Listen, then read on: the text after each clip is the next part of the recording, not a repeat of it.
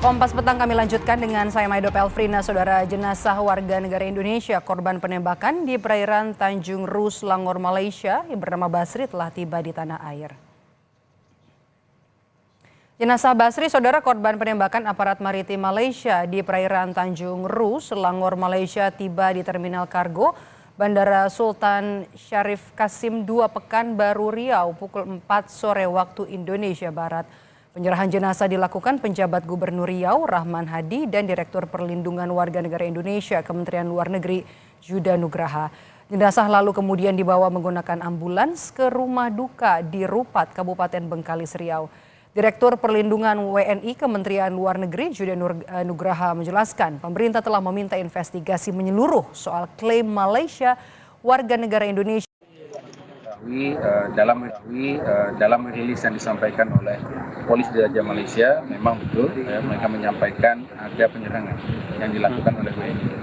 Namun juga kita mendapatkan informasi pengakuan dari para WNI yang selamat bahwa tidak ada penyerangan tersebut. Tentu ini perlu menjadi bahan bagi proses penyelidikan lebih lanjut, dan oleh karena itulah Bapak Menteri Luar Negeri dalam pernyataannya sudah menyampaikan bahwa kita mendorong adanya proses penyelidikan secara menyeluruh terhadap insiden ini.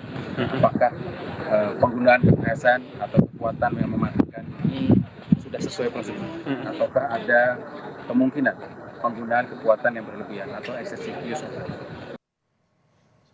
Istri salah satu WNI korban penembakan APMM di Malaysia, Hanafiah, menuntut keadilan untuk korban penembakan APMM di Malaysia. Hanafiah bercerita, sang suami sempat mengirim rekaman suara meminta dijemput di kawasan Dumai, Riau dan mengirimkan titik lokasi keberadaannya kala itu. Namun saat dicek ke lokasi oleh polisi setempat, sang suami tidak berada di Riau, melainkan di kawasan Selangor, Malaysia. Dia ada kirim rekaman itu bahwa isinya dia bilang suruh pergi ke kantor polisi, suruh jemput dia di Pantai Dumai, habis itu suruh lapor ke Polsek Dumai. Habis itu kami dikirim Sherlock sama dia, positif sama polisi bukan daerah kawasan Dumai. TV di Malaysia beritanya bahwa kejadiannya di Pantai Cara, Pantai Ru, pokoknya Pantai Ru lah di Malaysia. Makanya kami tahu bahwa di situ ada dia di dalam bot itu. Karena dia waktu rekaman suara itu, dia bilang, "Dek, tolong jemput abang tinggal sendiri di sini." Karena di dalam speed, dia bilang. Berarti dia dalam posisi dalam speed.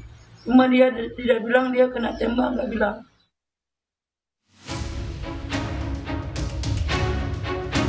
Pemerintah Indonesia mencari sejumlah fakta tentang peristiwa penembakan 5 WNI di Malaysia hingga membuat 1 orang WNI tewas. Kemarin 28 Januari 2025, Kemenlu dan KBRI Kuala Lumpur berhasil menemui WNI yang menjadi korban luka dalam peristiwa penembakan oleh APPM di Malaysia. Dari kesaksian 2 WNI korban penembakan yang selamat, menyebut kapal yang mereka tumpangi ditembaki oleh APPM di Malaysia sebanyak 10 kali tanpa adanya perlawanan. Pihak APPM meletuskan beberapa tembakan yang kurang lebih oleh keterangan dari para korban adalah kurang lebih 10 tembakan. Sehingga bot itu berhasil lari dan tidak bisa dikejar lagi oleh APPM. Kami dari fakta-fakta di lapangan pada saat ini masih belum menemukan adanya perlawanan yang dilakukan oleh warga negara Indonesia. Sebelumnya, kepolisian Malaysia mengklaim tembakan yang dilepaskan untuk membela diri karena kapal patroli Badan Penegakan Maritim Malaysia ditabrak oleh kapal lain. Kita percaya bahawa masa ini mereka cuba keluar balik ke negara mereka.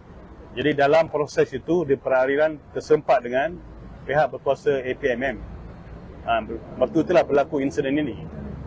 Jadi apabila ada pihak yang menyerang pihak berkuasa ini dalam usaha mempertahankan diri, mereka telah melepaskan tembakan dan mengena kepada sebilangan mereka ni. Okey. So yang kita jumpa sekarang 5 orang ni, 1 dah meninggal, 4 dalam rawatan pihak hospital. Pakar hukum internasional Hikmahanto Juwana menilai pemerintah Indonesia harus mengawal proses hukum terhadap kasus penembakan WNI oleh APPM di Malaysia. Karena salah satu yang menjadi poin pembuktian penting WNI Indonesia bersalah atau tidak dalam persidangan adalah adanya proses perlawanan atau tidak saat peristiwa penembakan terjadi. Kalau misalnya harus masuk ke persidangan, karena ingat, peradilanlah yang akan menentukan benar atau salahnya, tepat atau tidaknya. Jadi ini proses masih panjang menurut saya kalau misalnya seperti sekarang ini, kecuali kalau misalnya ternyata memang ada tanda kutip ya kesalahan dari warga negara kita dan dilakukan perlawanan untuk melumpuhkan. Pelanggaran begitu, terus ada perlawanan, harus ada penembakan hingga menyebabkan satu warga negara kita tewas, Prof. Nah itu kita nggak tahu, makanya itu perlawanan seperti apa. Karena memang yang datang ke sana adalah yang tidak terdokumentasi, artinya izin dan lain sebagainya tidak ada. Hari ini, Kementerian Luar Negeri dan KBRI Kuala Lumpur memulangkan 1 jenazah WNI korban penembakan APPM di Malaysia ke kampung halamannya di Pulau Rupat, Provinsi Riau. Sementara 4 WNI lainnya masih menjalani perawatan di Malaysia, karena 2 WNI masih dalam perawatan intensif pasca menjalani operasi. Tim Liputan, Kompas TV.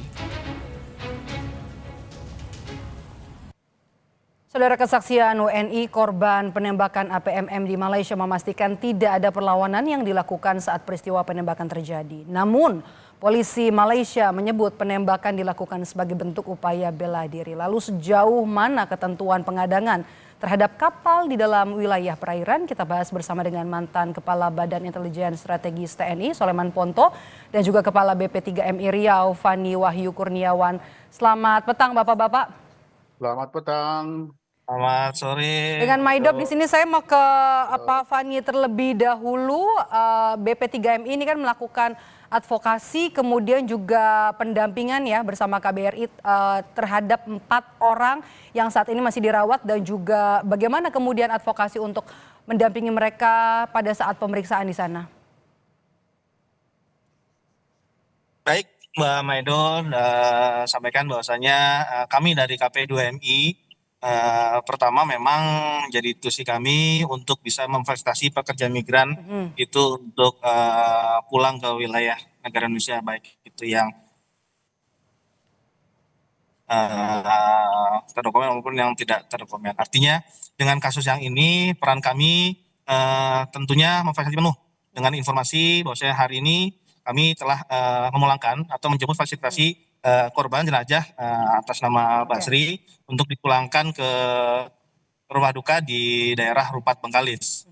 Saat Dari ini pun hasil, kami juga, ya gimana Pak? Untuk pemulangan kan memang sudah, tadi kami juga sudah punya informasinya di Kompas Petang hari ini. Kalau untuk pemeriksaan dari 4 warga negara Indonesia yang masih dirawat di sana, informasi yang bisa digali oleh BP2MI, temuannya ini ditembak karena melawan atau seperti apa? Iya, mohon maaf izin Mbak Maido, karena memang seperti yang tadi Pak disampaikan sama Pak Yuda dari Menlu bahwasanya untuk keempat memang masih dalam 4 korban ini masih dalam pemeriksaan atau perawatan di rumah sakit. Artinya informasi tersebut masih digali oleh teman-teman perwakilan.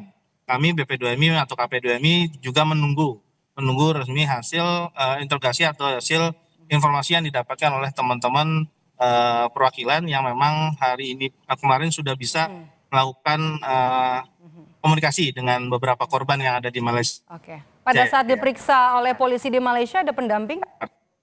Artinya kami dari KP2,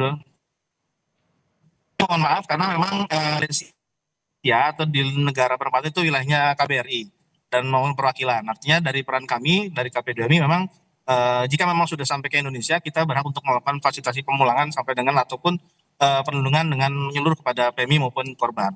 Artinya dengan pertanyaan tadi, pendampingan ataupun statement yang ada dengan korban yang di luar, sekali lagi kami bisa sampaikan, kami masih menunggu informasi tersebut dari teman-teman perwakilan yang memang masih mendalami proses pemeriksaan daripada. Oke, kalau dari pemeriksaan medis, luka yang dialami oleh 4 orang ini di bagian mana saja?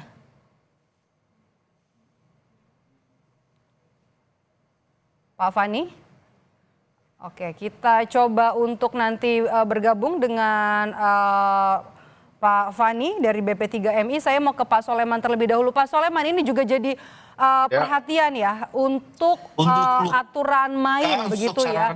Mungkin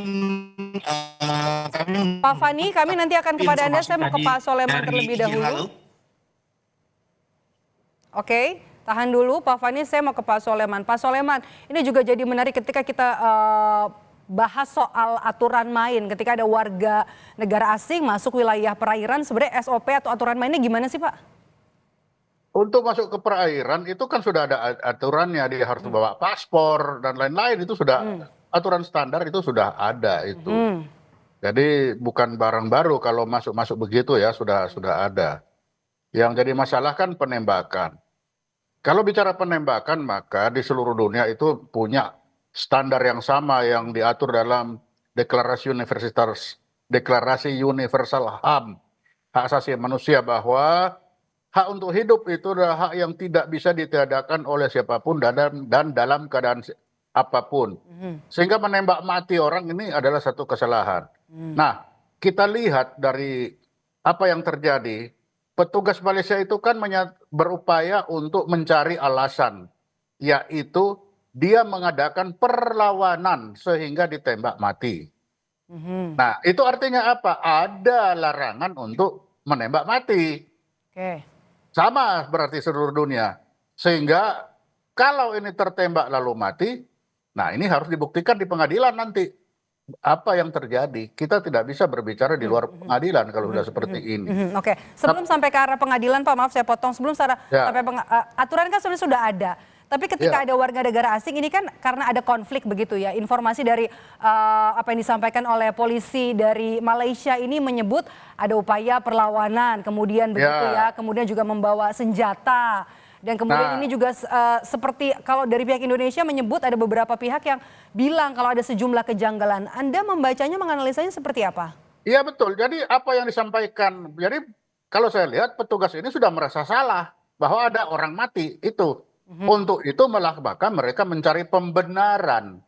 Pembenaran itu dengan menyatakan seperti tadi bahwa dia bawa senjata, dia bawa parang, dia melawan. Nah, jadi walaupun mereka penyeludupan masuk itu bukan alasan untuk ditembak mati. Kalau diseludup masuk ya tangkap. Ada aturan yang dilanggar itu. Tapi tidak bisa langsung harus seperti itu. Itu tidak bisa. Oke. Jadi apapun itu nanti ya di pengadilan ujungnya. Sekarang sangat kelihatan kan mereka mencoba mencari alasan, pembenaran supaya yang terlihat mereka benar. Ya itu wajar biasa. Itu terjadi di mana aja seperti itu. Yang Anda analisa apa yang tidak masuk akal, kemudian yang janggal sehingga aparat melakukan excessive force ini? Ya, excessive use of force seperti ini tidak terjadi di Malaysia saja, di Indonesia juga suka terjadi seperti ini. Sehingga kalau dilihat dari sisi petugas, ini hal yang biasa terjadi. Bahwa kalau tertembak lalu mati cari alasan, nah itu biasa. Nah, lalu yang ini kan masuk, sudah dilihat dia masuk tanpa identitas atau menyeludup, keluar juga menyeludup. Nah ini risiko. Jadi risiko kalau kita masuk melalui menyeludup, keluar juga menyeludup, tidak dengan aturan main yang ada, ya ini adalah risiko. Ini ada pelajaran bahwa tertembak seperti ini adalah risiko. Oke, Anda melihatnya apa yang seharusnya dilakukan oleh APPM pada saat situasi tersebut? Kalau kita lihat kan, apakah harus ada tindakan tembakan peringatan? Kondisinya juga saat itu dini hari masih gelap, Pak. Itu standar itu sudah ada, harus ada peringatan, harus ada itu pasti sudah ada. Dan mereka tahu itu. Buktinya kan dia berupaya mencari alasan. Mereka mengadakan perlawanan, mereka ada parang. Nah itu tahu dia. Sudah pasti sama lah dengan kita. Bahwa tata cara untuk menembak itu ada. Polisi itu ada standar. Seluruh dunia sama bagaimana perlakuan terhadap orang sipil atau orang-orang yang melanggar hukum. Itu ada sama. sehingga tertembak seperti ini, itu bisa digolongkan excessive use of force, yang tentunya nanti akan di pengadilan ujungnya.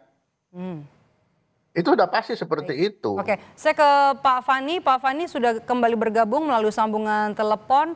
Dari hasil advokasi kemudian juga pendampingan kepada 4 warga negara Indonesia yang saat ini masih dirawat di rumah sakit, hasil pemeriksaan medisnya Pak, lukanya di bagian mana saja Pak? Apakah sama di bagian tubuh yang sama gitu?